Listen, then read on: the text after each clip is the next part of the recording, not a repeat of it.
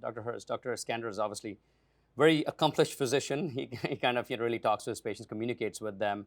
But what would you talk about the general kind of healthcare out there in a way? What could physicians do better in dealing with patients with recurrent disease? What could we be doing to help patients navigate this all over again? Yeah, I think a place to start is even before recurrence. I think for a lot of patients with any type of cancer, but with ovarian cancer, the idea that this might come back is there.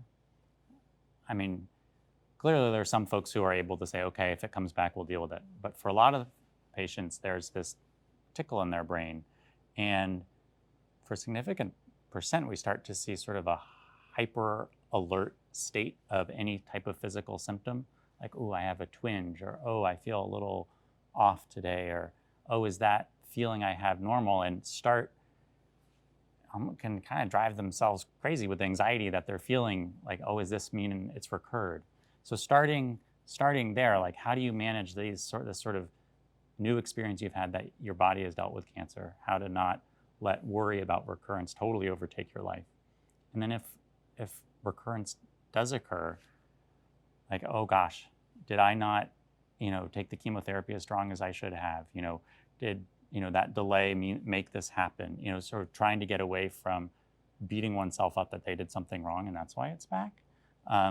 And instead being like, no, this is just what my disease is doing, and I've got my team here, and we're gonna again meet it head on and look at where we are today. And okay, this is the genetics, this is the disease, and these are some treatment options.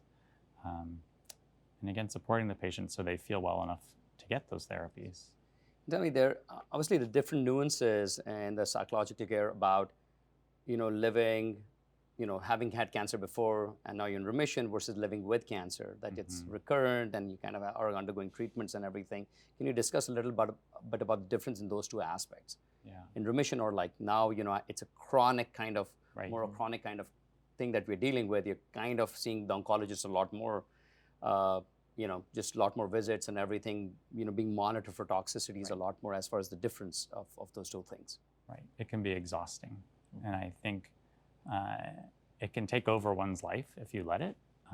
So trying to find ways, well, yes, the cancer is always there, but is there a way to put it aside? I really like Donia's sense of, I put it in a box for right now, or I see patients use that technique frequently, like, okay, I go to infusion, I go see the doctor, I'm dealing with cancer, but right now I have my grandkids, or I have my kids, or I'm gonna do my hobby, and I'm gonna try to put the cancer aside, try to dose up on my antiemetic, or whatever it may be, so I can enjoy this moment without constant reminder of the cancer. It's important because it's a marathon, and that Right, you're exactly right. And one of the other things is the healthcare resources are obviously stretched. Physicians are seeing more and more patients. One is talking about treatment, therapy, but one is addressing the psychological aspect of things, and that can be another discussion. Just like Dr. Skander was saying, even for genetic discussions and everything can be an hour and a half. So what do you think medical professional as a profession can do better with cancer patients in addressing these very important issues? Should mental health folks like you be incorporated in the discussion, as part of the care team? What are your thoughts on that? Well, I may be biased because at our center, we're very lucky in that we have a very robust psychiatric and psychological service component, and we have phenomenal social workers on all of our teams, and it's a really robust sort of emotional support network that some patients need, others don't. But we do find that sort of general counseling and talking about the stresses of disease is very therapeutic for a lot of patients.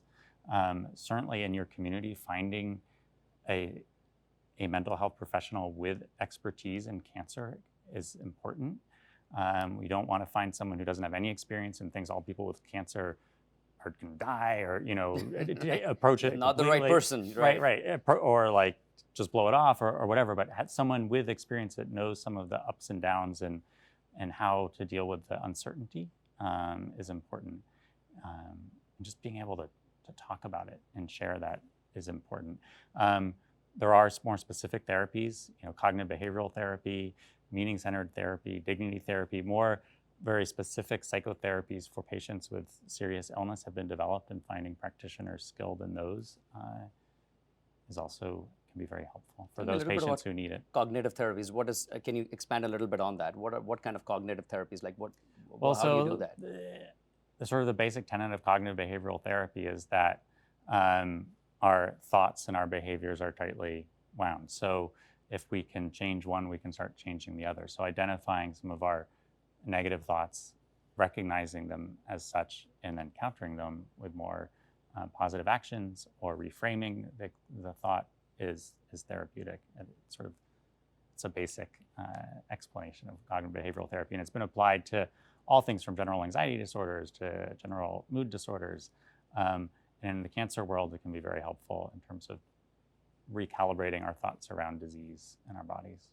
So do you think, Dr. Skander, do you think there should be coordination between patients, oncologists, and kind of mental health professionals, just like Dr. Hurst? I know in your center it's there, but do you think it should grow? We should have more of these resources available to our patients? Undoubtedly. I mean, just like you said, we're fortunate enough to be able to work together and to have the resources available to us in our cancer center.